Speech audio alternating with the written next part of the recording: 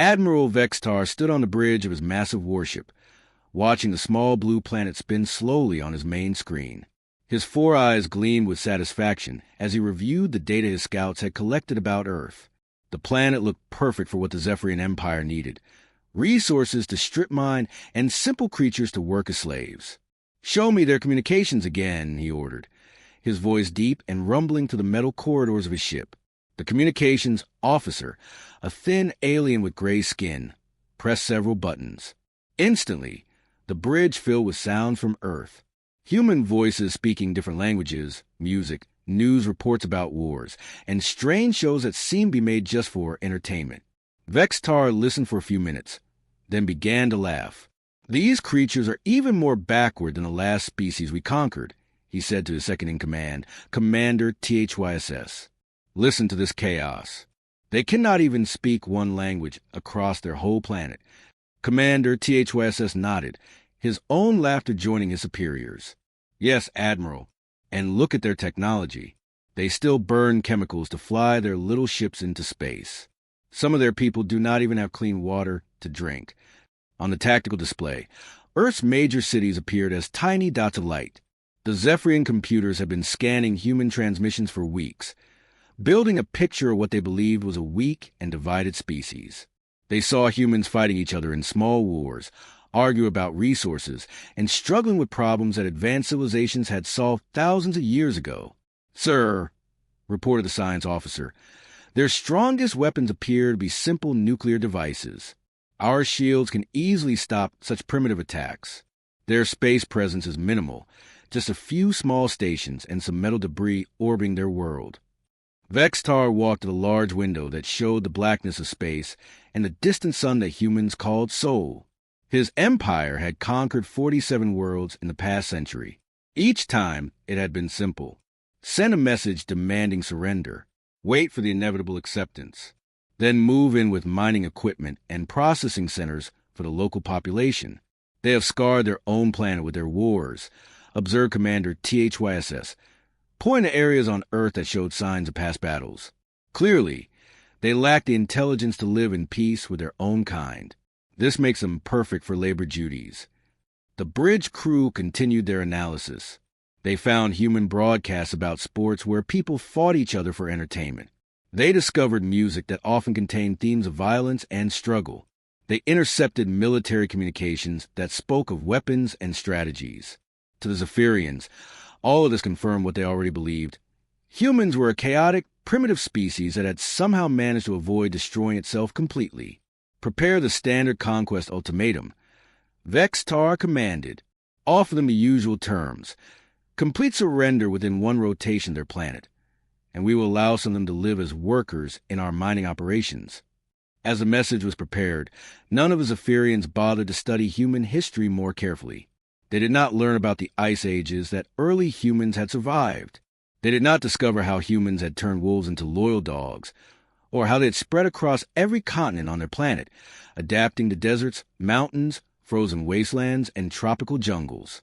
They missed the significance of humans putting themselves in small metal containers and shooting them into space, despite the enormous risks.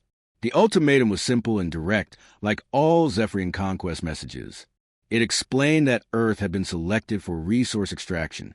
The human population would be evaluated, and useful individuals would be kept alive to work in Zephyrian mining and manufacturing facilities. Resistance would result in complete destruction of all human cities and elimination of the species. The message was broadcast on all human communication frequencies, in the major languages the Zephyrians had identified. They expected panic, followed quickly by surrender. Every other species they had conquered had followed this pattern: fear, then acceptance, then cooperation. On Earth, in a small monitoring station outside Seoul, a young Korean communications officer named Park Hyun was working the night shift when his equipment began picking up the alien transmission. At first, he thought it might be some kind of test or joke, but as he analyzed the signal's origin point and the technology behind it, his hands began to shake. The transmission was coming from somewhere beyond Earth's moon. The power required to send such a clear signal across that distance was far beyond anything humans currently possessed. Park Hyun's training told him this was real, but his mind struggled to accept what that meant. With careful, precise movements, he recorded everything and began the process of alerting his superiors. As he worked, he had no idea that humanity was about to face a test unlike anything in its history. The Zephyrians had made their first mistake. They had given humans time to prepare. In space above, Admiral Vextar settled back to wait for Earth's surrender, confident that within hours, he would add another conquered world to his empire's growing collection. He had no way of knowing that he had just made the worst decision in Zephyrian military history. The Zephyrian advanced fleet dropped out of hyperspace around Earth, like a pack of metal wolves closing in on what they thought was helpless prey. Admiral Vextar watched his 12 warships take perfect formation around the small blue planet, expecting to see the usual signs of a world about to surrender. He expected to find cities in panic, governments begging for mercy, and millions of frightened people flooding their communication channels with pleas for their lives. Instead, he found silence. Status report. Vextar demanded, his confidence beginning to crack just slightly around the edges. Admiral, reported his sensor operator, a nervous creature named Kill-X. The major population centers have gone quiet. No more radio chatter from their governments. But we are detecting strange energy patterns across the planet's surface. What kind of energy patterns? Unknown, sir. They do not match any technology in our databases. Also, we are seeing movement on the ground, but it does not follow normal panic behavior. On Earth, Colonel Kim Dae sat in an underground command center that had been carved deep into the mountains outside Seoul. Around him, dozens of officers worked at computer screens, coordinating with military bases around the world. Every major government had received the alien ultimatum, and every major government had made the same choice. They would not surrender. Sir, reported Major Park So-jin from her communication station, all units are in position. Radio silence is being maintained as ordered. Colonel Kim nodded. The plan was simple but desperate. Make the aliens think Earth had gone quiet out of fear, then hit them with everything humanity could throw at them. It was not a plan designed to win a war. It was a plan designed to make the aliens pay such a heavy price that they might think twice about staying. Captain Lee Min-jun crouched behind a rocky outcrop in the mountains above Busan, watching through binoculars as the first alien landing craft began to descend toward the city. His team of 12 soldiers had been given a mission that sounded impossible. Use modified anti-aircraft missiles to bring down ships that were centuries ahead of human technology. Remember what the engineers told us. He whispered to his squad, aim for the glowing parts. Those are probably their engines or power systems. None of them really believed it would work, but they had all volunteered anyway. The first Zephyrian landing craft settled onto what had once been a busy street in central Seoul. Commander THYSS stepped out confidently, expecting to see crowds of humans waiting to surrender. Instead, he found empty buildings and eerie quiet that made his skin crawl. His sensors showed no life signs in the immediate area, which confused him greatly. "Where are they?" he muttered to his lieutenant. The intelligence reports showed millions of inhabitants in this location. His answer came in the form of a massive explosion that erupted from beneath the street. The humans had planted charges under their own roads, turning the entire landing zone into a trap. THYSS felt his craft lift off the ground and spin sideways as more explosions rocked the area around him. "Emergency liftoff!" He screamed into his communicator, but was too late. A second wave of explosions, these ones coming from the tall buildings around them, sent chunks of metal and concrete raining down on his craft. The humans had not just evacuated, they had weaponized their own city. In the waters off the coast of Jeju Island, submarine Commander Park Subin gave her crew the order they had all been waiting for. Her submarine carried one of South Korea's most powerful torpedoes, hastily modified with every explosive they could fit inside its metal shell. "Fire Torpedo 1, she commanded. The weapon shot through the water toward the Zephyrian ship hovering just above the ocean surface. Park Subin knew that after this attack, the aliens would probably destroy her submarine. But intelligence suggested that alien shields might not work properly underwater, and someone had to test that theory. The torpedo struck the alien ship's hull with a flash of light that could be seen from the shore. To everyone's surprise, The ship's shields flickered and failed completely for several seconds. It was not enough to destroy the craft, but it was enough to damage it and send it limping back toward the main fleet. Captain Zhang Wujin watched from his hidden position as alien troops tried to secure the area around Incheon Airport. The Zephyrians moved carefully, clearly confused by the lack of visible opposition. They seemed to expect humans to fight like the other species they had conquered, in organized formations, following predictable military rules. Instead, Zhang's team had spent 3 days digging tunnels and planning surprises throughout the airport. When the aliens finally thought they had secured the area, the real attack began. Explosions erupted from inside buildings the aliens had already searched.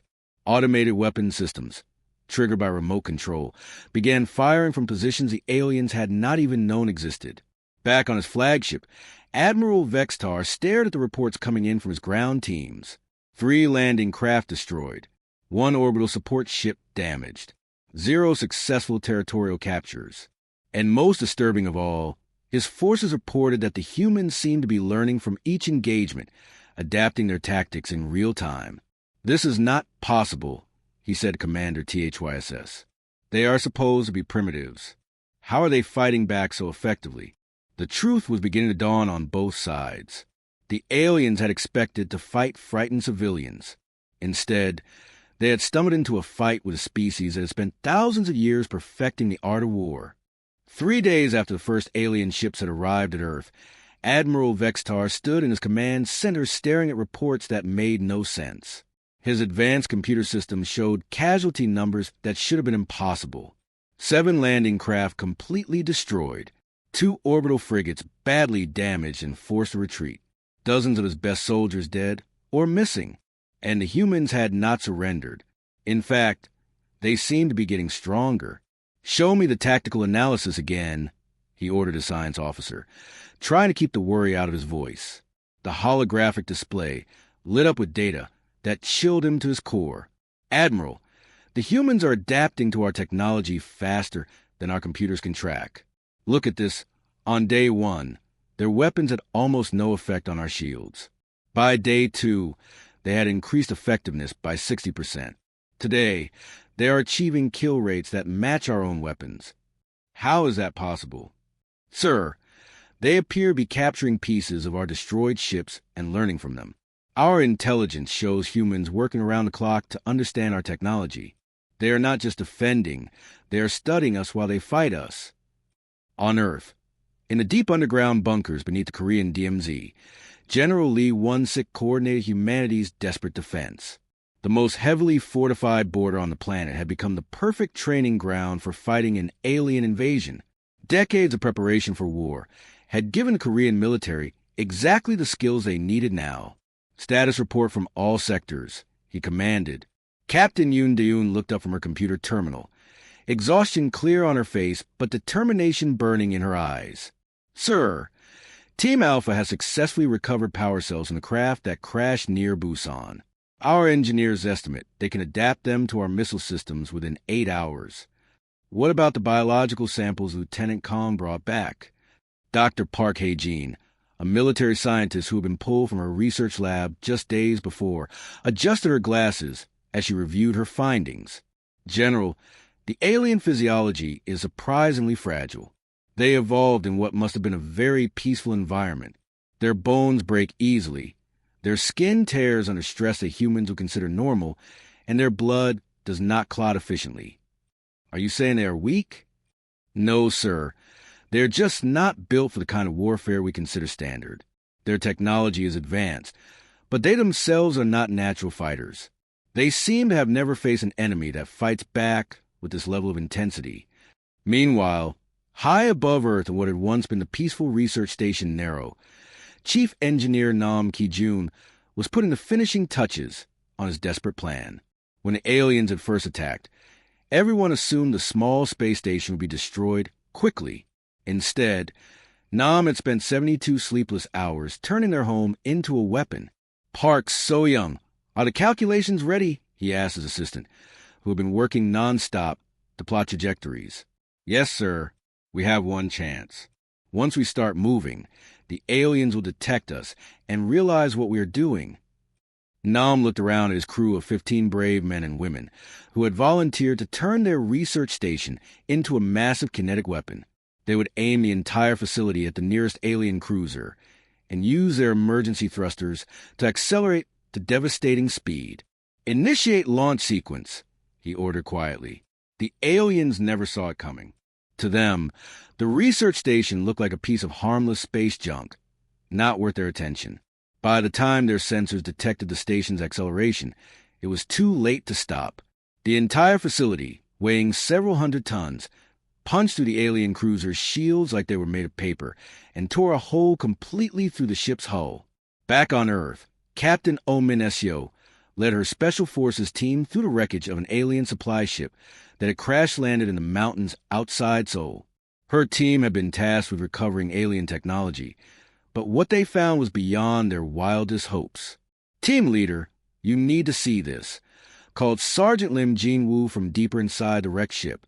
Min Seo crawled through the twisted metal to find her sergeant standing in what appeared to be an alien weapons storage room.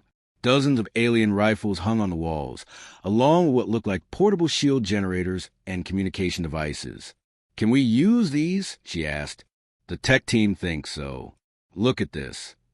Lim Jin-woo picked up one of the alien rifles and pointed to various parts of it. "Similar to our weapons, just more advanced. They think we can figure out how to operate them within a few hours. Get everything back to base. Priority 1. As Min Seo's team worked to salvage alien equipment, similar operations were happening around the globe. Human military forces were not just fighting the invasion. They were learning from it, stealing from it, and adapting to it faster than the aliens had believed possible. In the Zephyria Medical Bay, Chief Surgeon Villex examined his latest patient with growing horror. The Zephyrian soldier had been shot with what appeared to be a human weapon, but the wound patterns were unlike anything in his medical database. "Commander," he reported to Admiral Vextar over the communication system, "these are not the weapons of a primitive species. These weapons are designed with precise knowledge of anatomy and maximum damage potential. Whoever created them understands exactly how to kill efficiently." Admiral Vextar felt cold fear creeping into his thoughts as he realized the terrible truth. The humans were not fighting like prey animals cornered by predators. They were fighting like predators who had been challenged by competitors for their territory. And they were winning. In the depths of the Zephyrian intelligence ship, Analyst Prime ZTH worked frantically at her computer station, her 6 fingers flying across alien keyboards as she tried to decode human historical records. For the past week, she had been trying to understand how the humans were fighting so effectively against superior Zephyrian technology. What she discovered made her blood run cold. "Admiral Vextar," she called urgently through the communication system, "you must come to the intelligence center immediately. What I have found, it changes everything." Admiral Vextar arrived minutes later, flanked by Commander THYSS and several other senior officers. They gathered around ZTH's workstation as she displayed her findings on the main screen. "Sir, I have been studying human historical data that we captured from their communication networks. What I found defies every model of civilized development we have ever encountered. The screen filled with images from human history, battles, weapons, fortifications, and scenes of destruction spanning thousands of years." ZTH's voice grew quieter as she continued her report. "Admiral, look at this timeline. For the past 10,000 years, humans have been in almost constant warfare with their own species. They have developed hundreds of different methods of killing each other. They have created weapons designed not just to defeat enemies, but to cause maximum fear and suffering." Vextar studied the images with growing disbelief. This cannot be accurate. No intelligent species develops this way. Civilization requires cooperation, peace, the sharing of knowledge for the benefit of all. "Sir, it gets worse." ZTH brought up charts showing human technological advancement during periods of conflict. Notice how their technology develops fastest during their wars. They do not just fight, they innovate while they fight.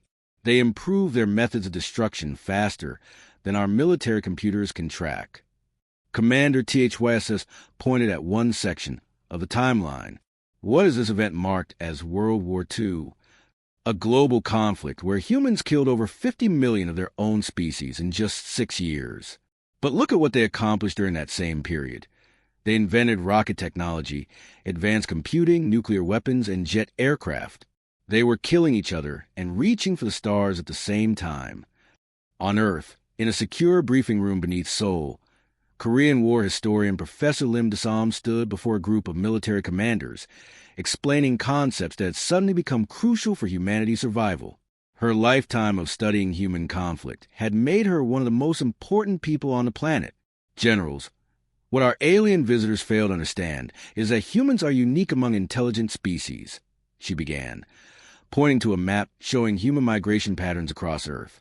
Every other form of life in the galaxy appears to have achieved intelligence through cooperation and peaceful development.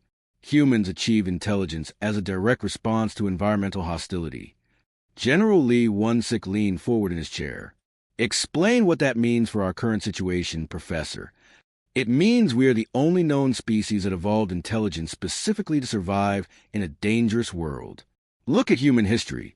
We survived ice ages that would have destroyed other species. We turned predators into hunting companions. We spread across every environment on our planet, from frozen wastelands to burning deserts, adapting and conquering as we went. Captain Park Soo-bin recently returned from her successful submarine attack on the alien fleet. Raise her hand. Professor, what does this tell us about their military capabilities? Their equipment suggests they have never faced opponents who treat warfare as a creative exercise. Their military doctrine is designed for fighting other civilized species who follow predictable engagement rules. They have no protocols for enemies who actively seek to capture and reverse engineer enemy technology during battle. Admiral Choi Min-ho, studying a captured alien strategy manual, nodded grimly. Professor, their military regulations actually forbid targeting non-combatants and prohibit using captured enemy personnel for intelligence gathering. They are fighting by rules that assume their opponents will do the same. Back on the Zephyrian flagship, Medical Officer Villex delivered a report that terrified his superiors. He had been examining human weapons recovered from battle sites, and his findings painted a disturbing picture. Admiral, these weapons are not the tools of a primitive species, he reported to the assembled command staff. They are the weapons of apex predators who have spent millennia perfecting the science of killing their own kind. He displayed images of human weapons on the main screen. Look at these designs. This rifle is built not just to kill, but to wound in ways that will slow down enemy medical teams. This explosive device creates fragments specifically designed to cause wounds that are difficult to treat. These are not weapons of defense. They are weapons created by beings who understand war as both art and science. ZekTH added her own chilling discovery. Admiral, I have found records of something humans call military academies, schools where they train their young people specifically for warfare. They study the battles of the past to improve their fighting in the future. They treat war as a subject to be mastered, like mathematics or engineering. But surely they must have some peaceful periods? Vextar asked desperately. Yes, sir, but even during peaceful times, they continue to prepare for war. They create weapons they hope never to use. They plan for conflicts that may never happen. They are always ready to fight. Commander THYSS looked at the data with dawning horror. Admiral, we have made a terrible mistake. We did not come here to conquer a primitive world. We have attacked the home world of the galaxy's apex predators. The bridge fell silent as the full implication sank in. They had not found easy prey. They had found Earth. Admiral Vextar's once mighty fleet now hung in space like wounded animals, battered and broken after 2 weeks of fighting humans. Of his original 37 warships, only 9 remained capable of combat. The rest were either destroyed completely or so badly damaged that they could barely maintain orbit around Earth. His crew moved through the corridors of his flagship like ghosts, their confidence shattered by encounters with an enemy they had never imagined could exist. Sir, incoming transmission from the planet's surface, reported his communications officer, Delar, his voice barely above a whisper. The main screen flickered to life, showing a human command center deep underground. A man in military uniform stood at the center, surrounded by other humans in similar clothing. The man's face was calm, almost friendly, but his eyes held something that made Vextar's skin crawl. The look of a predator that knew it had won. "Admiral Vextar, I am General Lee One-Sik of the Republic of Korea Defense Forces. Speaking on behalf of the Unified Earth Command, the human said in perfect Zephyrian language, we are prepared to discuss terms." For a moment, hope flickered in Vextar's chest. Perhaps the humans had finally realized they could not win against superior alien technology. "Terms of your surrender?" he asked. "No," General Lee replied with that terrifying human calmness. "Terms for your withdrawal from our system. You came here expecting to find prey, Admiral. Instead, you found predators. We are prepared to allow your remaining forces to depart unharmed, but any future approach to our solar system will be considered an act of war." Behind General Lee, a human female in uniform held up a piece of technology that made Vextar's blood freeze. It was a Zephyrian faster-than-light drive core, completely intact and obviously functional. "We now have 17 working examples of your hyperspace technology," she continued. "Our engineers are quite eager to study them in detail. We estimate that within 6 months, we will have our own interstellar fleet ready for deployment." Another human stepped forward, this one wearing what appeared to be modified Zephyrian armor. "We have also recovered complete weapon systems, shield generators, and enough biological samples to understand your species' weaknesses thoroughly. Our medical teams are developing specific countermeasures as we speak." The transmission showed more humans working the background, all of them busy with projects that incorporated alien technology. Vextar could see his own weapons being dissected, his own ship components being rebuilt into human designs, his own medical equipment being studied by human scientists. "You have 48 hours to begin your departure," General Lee concluded. "Any ships that remain after that time will be destroyed. We do not wish to continue this conflict, Admiral, but we are fully prepared to finish it if necessary." The transmission ended, leaving Vextar staring at a blank screen. Around him, his bridge crew sat in stunned silence. They had come to Earth expecting an easy conquest, and instead they had awakened something that would haunt their nightmares for generations to come. "Admiral," whispered Commander Tietwas, "we have to warn the others." Vextar knew his second-in-command was right. The Zephyrian Empire, and indeed every civilized species in the galaxy, needed to know what they had discovered in the Sol system. He activated his ship's emergency broadcast system, the one reserved for threats to the survival of entire civilizations. "Priority Alpha transmission to all Zephyrian command centers and allied species," he began, his voice heavy with defeat. "Classification, extreme threat. Species designation, human, planet, Earth, Sol system, outer spiral arm. Do not approach. Do not engage. Do not attempt diplomacy." He paused, trying to find words that could convey the horror of what they had encountered. "The species known as humans are not like any intelligent life we have previously contacted. They are apex predators who have achieved spaceflight while maintaining their predatory nature. They adapt to new threats faster than our computers can calculate. They turn captured technology against its creators within days of acquisition. They treat warfare as both science and art. Furthermore," he continued, his voice growing more urgent, "they show no fear of death and demonstrate willingness to sacrifice equipment, facilities, and even lives for tactical advantage. They have spent thousands of years perfecting methods of killing their own species, and have now turned those methods against us. They are not like us. They are not like anyone." As Vextar spoke, his remaining ships began a humiliating process of retreat. They limped away from Earth, many of them barely functional, all of them carrying survivors who would spend the rest of their lives telling others about the nightmare they had encountered.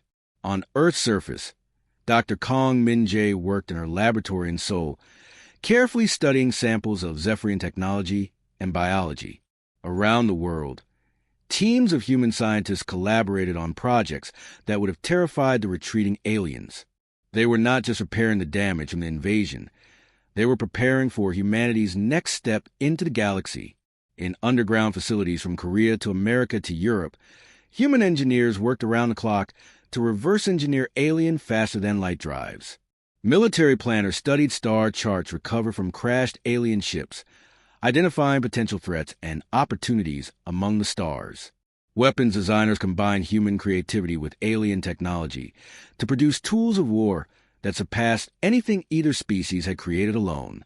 The galaxy's newest apex predators had learned they were not alone in the universe, and they were very interested in meeting their neighbors properly this time. The humans had not just survived first contact, they had turned it into a graduation ceremony. Earth was no longer an isolated world. It was the home of a species that the galaxy would learn to fear.